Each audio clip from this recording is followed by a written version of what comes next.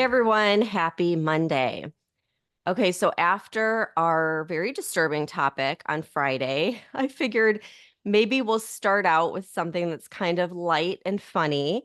And so I wanted to talk about what I have been seeing in my entire TikTok feed. Okay, like literally every other post when I'm scrolling is of Trump working the drive-through at McDonald's. Did you see this? Yes, I was cracking up. There are some awesome videos out there. And he was like actually really good at it. I was like, Mhm. what the heck? Like, it's just crazy to me that you have this billionaire who's in, real estate, but yet he can go into a McDonald's or really any environment for that matter, and he just fits right in and like everybody loves him. And he's making comments on the fries and how he's like, look at that. Not one fry touched my hand. And like just fun to be around. And he like the thing too is I feel like I have a good bullshit meter, and it just to me he seems genuinely happy to be there just talking to average Americans. Like that is what he loves to do and he's out there every day. And so I have like a couple clips that I'll play back to back just cuz they're funny and you can kind of see how people in the drive-through responded when they pulled up and Trump is handing them their food. It was all great. I wouldn't mind this job. I like this job. I might come back and do it again. Thank you. Look at that. Look at that. Thank you, Mr. President. You made it possible for ordinary people like us. You're not ordinary. Thank you. You are not ordinary. I can see. We pray for you. Okay, let me try the second clip, see if the sound is a little better. You can this, right? You know, this is compliments of Trump, okay? Yes, thank you. Okay. Mr. President, Yes. please don't let the United States become Brazil, my native Brazil. We'll keep it Please, good. please, please. We're gonna make it better than ever, okay? Thank you. Thank you. Thank you so much. Compliments of Trump. Yes, Have a good so time. much. Thank you so much. Thank you over there. So like a lot of people were really happy to see him and she's saying she's from Brazil and like don't let what happened there happen here. So it just I don't know, it was like good to watch and you compare that to Kamala who like can't go off script for a minute or hold just like a simple friendly conversation to save her life. And so it's like at first I was kind of like, okay, it's kind of silly. Maybe it's not that big of a deal that he worked at McDonald's for a day. But then I was thinking, like, look at how much it helped him going to that Chick-fil-A in Georgia. Like for months, people were talking about that. And I think it just shows that he relates to the average American. And then like there was a woman that she clearly was a Kamala supporter, and she was like, do you have anything to say to Kamala? Because it's her birthday today. And he just like was very genuine and nice and like warm. And he's like, yes. And, he wished her a happy birthday. And I thought that was a classy move. Yeah, and you know what? I think he really loves McDonald's just in general because I don't know if you remember this, back when he was president, there was like an impending government shutdown or something, and so or there was a government shutdown. I don't know, but like the White House chefs were not working, and he ordered in like a shit ton, like 300 McDonald's burgers and fries and all sorts of stuff for the staff. And like I think even I don't know if it was Eric Trump or Donald Trump Jr. who was saying like how like his dad probably knows more about McDonald's than anybody. Like he just fucking loves McDonald's. And in regards to like Kamala and her birthday, it was so funny because he even joked. He was like, he was going to get her flowers and maybe some McDonald's fries. And like, but I think the reason that the average American likes Trump is because of these interactions.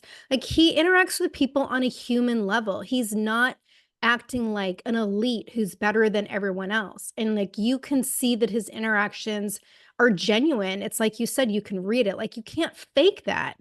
But speaking of fake, I don't know if you saw this, but there's some big controversy about Kamala and whether or not she worked at McDonald's, because apparently her campaign has been saying that she worked at a McDonald's in California in 1983 during the summer between her freshman and sophomore year when she was going to Howard University. And they're using this as part of her like whole nauseating, I'm from the middle class bullshit propaganda in her campaign. And last month, she did an interview with MSNBC where she was stressing like how she can relate more to the needs of the American people than Donald Trump. And she said, quote, part of the reason I even talk about having worked at McDonald's is because there are people who work at McDonald's in our country who are trying to raise a family, end quote. Not sure where, what that was supposed to mean, but I've read more than one article talking about how the staff at the McDonald's in Alameda in California, where she claimed to work, they had to take an oath of secrecy about whether or not she ever worked there, which apparently, I guess Trump called her out on it because it's not in her job history anywhere on her resume. She didn't mention it during either of the published memoirs that she wrote. And so Trump said, quote, we checked it out. They said she never worked there. She even picked the store. We went to the manager. The manager's been there forever. I know she didn't work there, end quote. And then in a separate statement, while he was taking orders behind the counter at McDonald's in Pennsylvania, he joked, he goes, I've now worked for 15 minutes more than Kamala, end quote. So I thought that was funny. But I guess journalists and reporters started calling this McDonald's where she supposedly worked to verify her employment. And the employees are saying they're sworn to secrecy. Like, don't you think that's weird? Because if it was true, why wouldn't they want to verify that she worked there? Like, that would only help her campaign, especially because she's using this supposed job history as a way to relate to the American people. Like, it doesn't make sense to deny it unless, of course, it's yet another lie. Well, of course, it's another lie, just like Tim Waltz. Like, they cannot stop lying. And what's crazy is, like, why would you lie about something like this? It's Right. not even important. It's like, why throw that in there? Um, and then this is like a little bit off topic, but just speaking of her lying, have you seen all the stuff Candace Owens has been doing where she's been No. going through her book, her memoir, and the woman who she claims is her Black grandmother isn't her grandmother? And like Candace uncovered like everything. She's found witnesses, documentation that this grandmother Burl was actually a white woman and not the woman that's in the picture in like the book. And she's just like basically saying how this is so absurd because it's like she lies about everything, even who her own family is. Like it's just crazy to me that they'll go that far to try and like paint this image that there's something that they're not, you know? I don't know if you saw or listened to the interview that Tucker just did with Charlie Spearing. And it's like a 2-hour interview, and the whole thing is about Kamala. And he mentioned some of this stuff about her memoirs and how she basically said that you need to tell your own history and that the media is not supposed to tell it for you. And he's like, no, that's wrong because you tell what you choose to tell. And it's Yeah. the media's job to find out the truth, which obviously most of the mainstream media is not doing. But one of the things they were talking about was how like, she talks about that her second mom or whatever, the woman that raised her, and like, this is supposedly how she's Black, even though she's not Black or who knows, because this woman like raised her in the Catholic Church or something, but it was very clear her mom raised her in the Hindu religion. And so like everything's just a total conflict. And where's the truth in any of it? Like her whole childhood in Canada is never spoken about, even though that's where she grew up. And then apparently her estranged father actually lives down the street from her in Washington, D.C., and nobody ever talks about that. Like just her whole thing's like a fucking lie. It's just a whole made up life. Yeah, and when someone lies about stupid things like that, I mean, how can you trust anything that they say? It's just so ridiculous. And then meanwhile, you have Trump that has all these things he's done throughout his life, and I always am like, why is he not talking about this stuff? Like, why is he not talking about the award that he won alongside Rosa Parks when he built his club so that his Black friends could attend because Miami wasn't letting anyone in at that time that was like of color and like all these different things. And someone asked him about that on a recent podcast interview, and they like listed off all this stuff that he's done, and they're like, you should be talking about this. And he's like, well, I don't I don't need to talk about that. Like, I'm proud of those things, but I don't need to like talk about those things. There's more important things to talk about. And which is kind of surprising because, everyone paints him as like this narcissist, but there's a lot of stuff he never mentions that I think would help him. But anyhow, the other thing that I'm seeing left and right is his, presentation at the Al Smith dinner where he was like cracking jokes left and right. And even like the Democrats, like Chuck Schumer even started laughing, even though I think he tried his hardest not to. And he is better than most comedians. Like he is really good at just being funny and just being like, I don't know, making the whole room like feel at home. And so it's just interesting because you contrast that with Kamala's week, where like everyone was talking about why she wasn't at this Al Smith charity dinner, which is like a tradition for candidates. And she didn't show up to that. And it was in New York, like home to Democrats, yet she couldn't make it there, you know? Yeah, this whole event is supposed to be like a an event where like both parties put aside whatever their partisanship is and they roast each other and like the proceeds are supposed to go to Catholic charities. And I read that Kamala is the first presidential candidate in 40 years to skip the event. And the last candidate who skipped it was Walter Mondale in 1984. But apparently she submitted like a pre-recorded skit. Like what was that? It was a Saturday Night Live show. Um Yeah, Mary Molly Catherine yeah, Gallagher. Mary Catherine Gallagher, like, she submitted a skit, and I watched part of it, and then I had to turn it off because I got bored, but I guess that was supposed to be, like, good enough, and I guess that makes sense because she can't ad lib and do shit on the fly, and that's precisely why she didn't go, so she can just, submit this little skit and act like she gave a fuck when it's clear she's I think she was just too fucking scared to go. Which is crazy because it's like Letitia James was there, who's literally trying to lock up Trump, and he Yeah. still went. And like if he didn't go, people would be like, okay, I understand that. Like these are all the people trying to lock him up. But he went and he had a great time. And yeah, like she couldn't go and she couldn't even do the pre-recorded skit. Like she has Molly Shannon do it for her. And I'm Right. like, it's just so ridiculous. But then on top of that, and I don't know if it was the same day or like a day apart, but like right around that same time, there's this viral clip and it is causing outrage among Christians because she was at a college rally of only 2,500 people, might I add. So she talks about these big rallies. It was literally 2,500 people. And she was talking about abortion, and two students at the rally yelled, Christ is King, Jesus is Lord. This is what's on the video. And she tells them, quote, you're at the wrong rally. I think you belong at the smaller one down the street. And then Tara, like, you have to everyone should go watch the actual clip because she, like, smirks and gives this evil wave as they're escorted out of the rally. She kicks them out of the rally, and she gives this, like, evil, like, little wave, and it just showcased, like, her complete arrogance and her nasty attitude towards anyone that differs from her.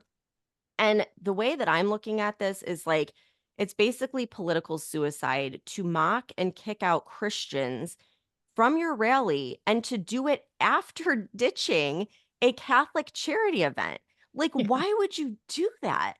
And it is a big deal. Like, even when Biden was elected in 2020, it was a big deal that he was in, good standing with the Catholic Church. Like people were talking about that left and right.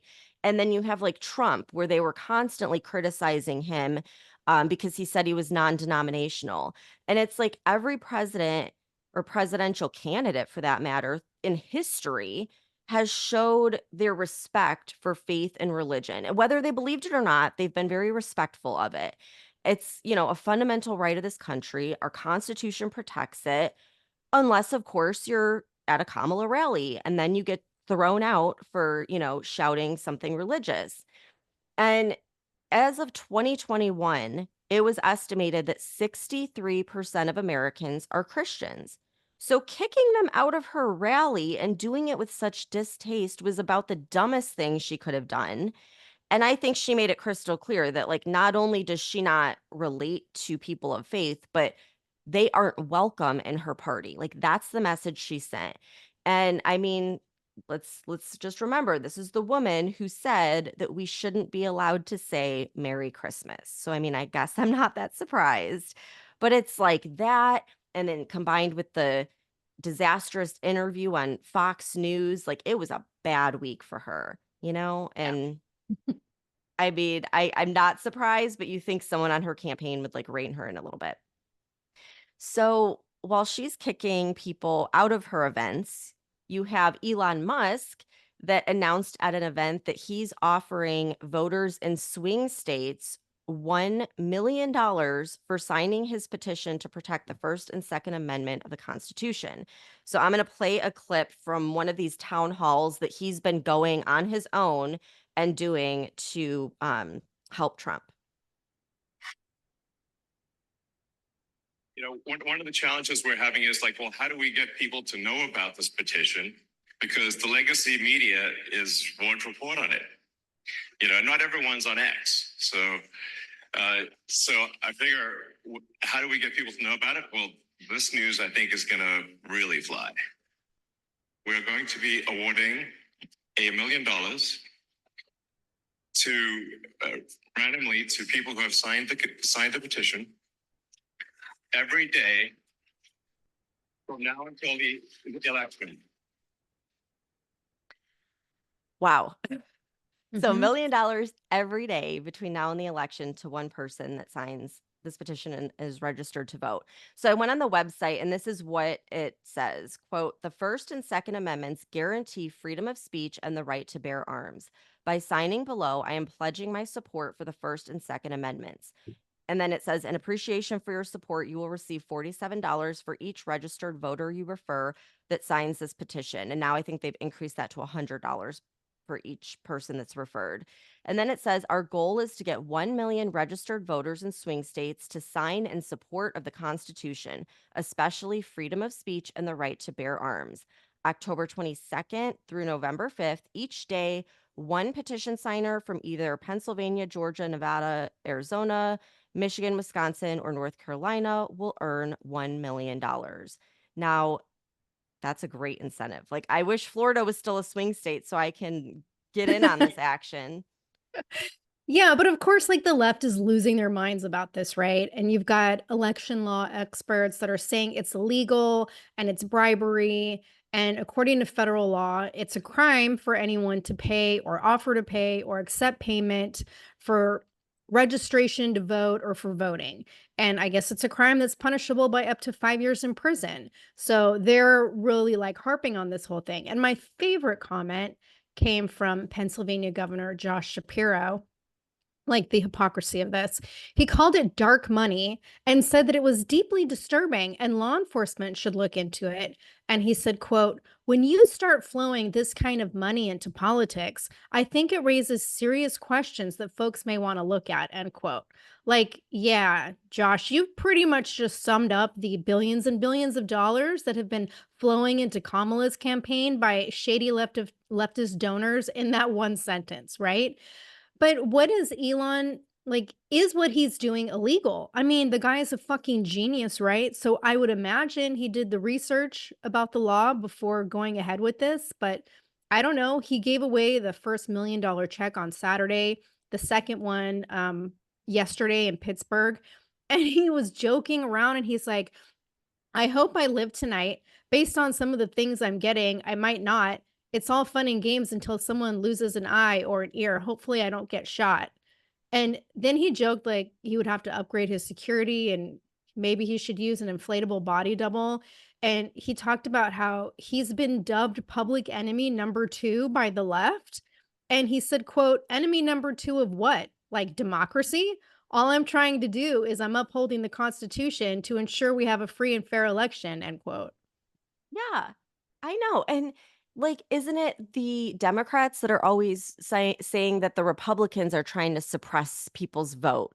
But Yep. here they're like totally against people registering to vote, right? Meanwhile, I'd love to know how many millions of dollars they paid Taylor Swift to have her post the voter registration website on her page when she endorsed Kamala, you know? Exactly. And he's not paying people to register to vote. He's paying people to sign the petition and then they have to be a registered voter to accept the money, but, like, that's probably the loophole, Yeah. but it just goes to show, like, they don't really care about suppressing votes, they only care when it goes against their party. That's the only time when they care about democracy. Yep. So, I heard an interesting conversation that left me feeling really hopeful and energized. So I wanted to share it because I thought that this was fucking genius. So the Morning Wire, a couple of weeks ago, they interviewed Scott Pressler, and he's a voter registration activist and founder of Early Vote Action. And he focuses primarily on Pennsylvania, which is the swing state that Trump lost by only 80,000 votes. And the reason I want to highlight what Scott's doing is it proves that we can actually make an impact in small communities. And like one person can make a huge impact. So in Pennsylvania, he decided he's going to just focus on rural Pennsylvania, places like Butler County that the Democrats have completely forgotten about. And he found two demographics to focus on that could end up being the thing that swings this election in Trump's favor. So one demographic is hunters. And he said that 30%, this is shocking, 30% of Pennsylvania hunters are not even registered to vote. That's crazy to me. So every gun show he goes to, and he goes around and talks to these people about their Second Amendment right and then gets them registered to vote. Yeah, let me blow your mind with some more statistics about this because I was shocked as well. And I can't remember who he was talking to, but Tucker did an interview recently talking about this. And I think it was with JD Vance. And I was so shocked by how many hunters and gun owners don't vote because at first I was thinking, like, but they're like the patriotic, red blooded Americans, right? So that's surprising. But then I saw this article in the Daily Caller yesterday estimating that there are 10 million gun owners who are not registered to vote.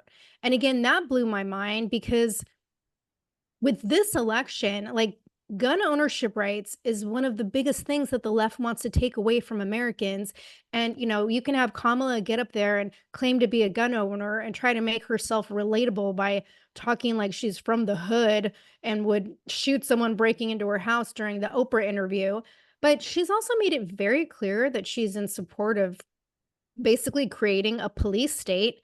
And she said about as much and talking about law enforcement going into people's homes and seeing what kind of firearms they have and how they're kept. And it's like realistically, we know the main thing that's kept our government from trying to go full blown communist is because of the amount of Americans who own guns. And the article was talking about how throughout history, the gun vote is what's cost many Democrat candidates their shot at the White House, including like Al Gore and John Kerry. And this is all because gun rights are important to Americans. But there is this segment of the population, and I've seen it when I lived in like a more rural area of Washington. I saw it. I saw it in Texas. The people who don't trust the government, they don't trust the election process. They don't want any government interference in their lives. And they just want nothing to do with politics or voting in general. And then you have the whole like off grid living, don't fuck with me mentality group, who are under the impression that whatever happens, they're just going to get into a shootout, with the government. Um, and I think this part of the population is missing the bigger picture of how their vote impacts us keeping our freedoms and being able to own guns. And they need to get out there and fucking vote. And it's the swing state gun owners who apparently could totally turn the tides of the election.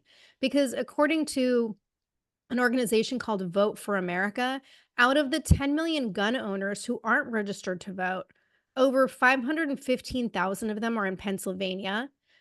Michigan and North Carolina each have about 370,000.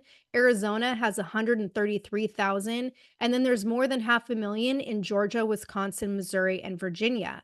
And so this article in the Daily Caller was talking about how pro-gun organizations need to change their messaging to try to attract these voters. And so what they're doing now is they're using social media to have hunting influencers and celebrities encourage people to vote.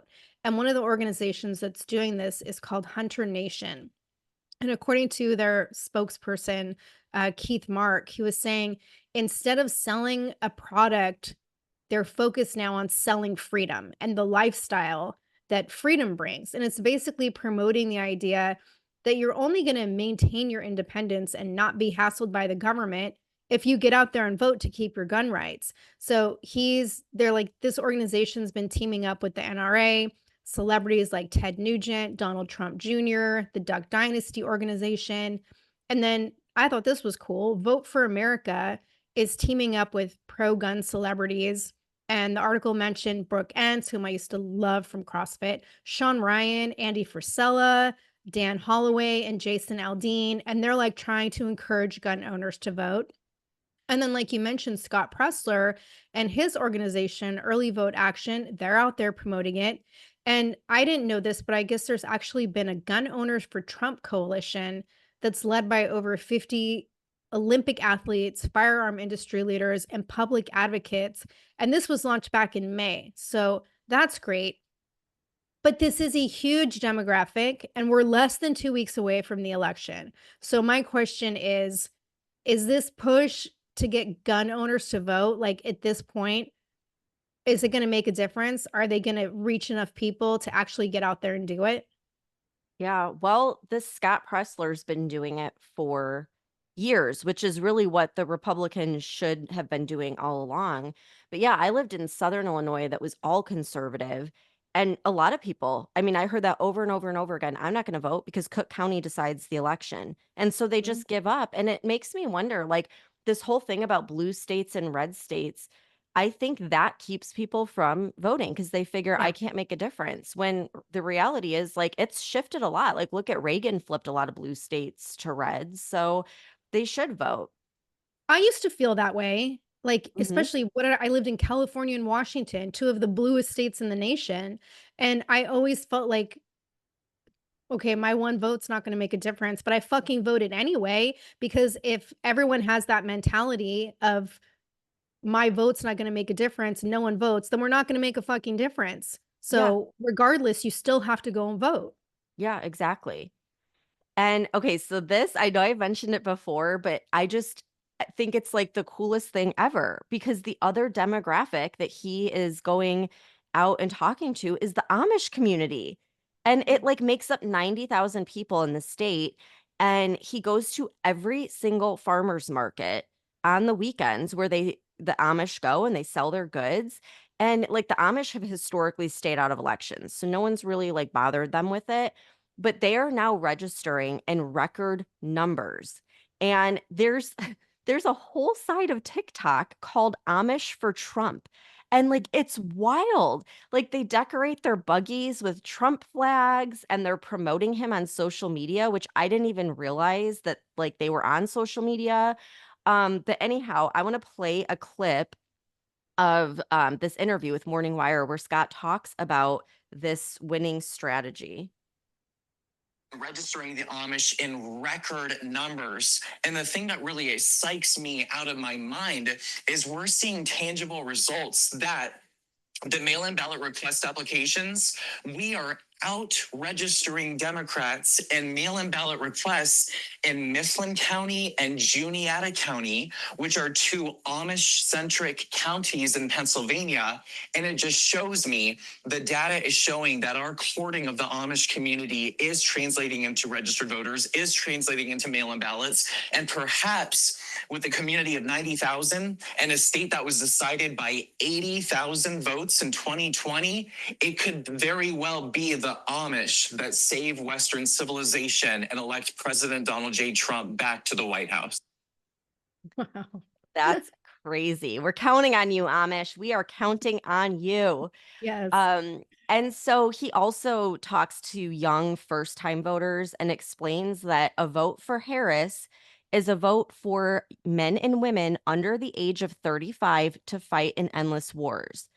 I thought that was such a genius way to persuade young people. It's like they're so focused on things like abortion, but it's like, are you prepared to go and fight in a war that you don't want? And so again, like this is one guy in one state. Well, really not even the whole state. He's focusing on like two counties and he is getting tens of thousands of people to register as Republicans. And it just got me so motivated because Republicans have sucked at this in the past. I mean, really, the Democrats have always been better at getting young people and like doing grassroots, community campaigning. And so I'm glad that Trump is getting some younger blood in there that thinks outside the box and can be just as strategic as Democrats when it comes to early voting. And something else about the young people. So they're called like Zoomers, like these first time, 18-year-olds that are going to vote. And I came across this guy on TikTok and he was sharing articles. So I could see the title of the article. It was the Daily Mail. And they were doing polls showing that like twice as many Zoomers are registering as Republicans than Democrats. And I was like, this is huge. And it had all these interesting stats in it. So I go and I type in the exact name of the article and the publication, and not one search result, not one, which tells me like it's clearly censored because usually you'll still get thousands of results on anything that you put in the internet. But when nothing shows up, they have completely like shadow banned whatever it is you're searching, which I just think is like crazy. And that tells me what he said is probably true and they don't want people to know it. And then something else that gives me hope is we're seeing record high early voting in North Carolina. And so obviously, we were worried after Hurricane Helene whether or not people could vote, but 76 of 80 voting centers there are already open. And the fact that they are breaking records in early voting tells me that people are energized about this election. And I would argue that after seeing the way Kamala treated the state after the hurricane, I'm sure people are eager to go and cast their vote for Trump. That's my take on it. Who knows? According to Newsweek, 538's polling average showed Trump with a .9 lead over Harris compared to Harris's .1 lead 1 month earlier before the hurricane. So this is a big deal in a swing state, and I'm really hoping that that's why people are so eager to go vote. Yeah, I hope so. And this is awesome because, like, we already know that the next couple of weeks, this is pretty much what the news is going to be focused on, polling and early voting. And, you just mentioned looking up articles that you can't find that are being shadow banned. And I guarantee the MSM is going to push the narrative that Kamala's in the lead and they're going to filter out true articles that are talking about what's really going on.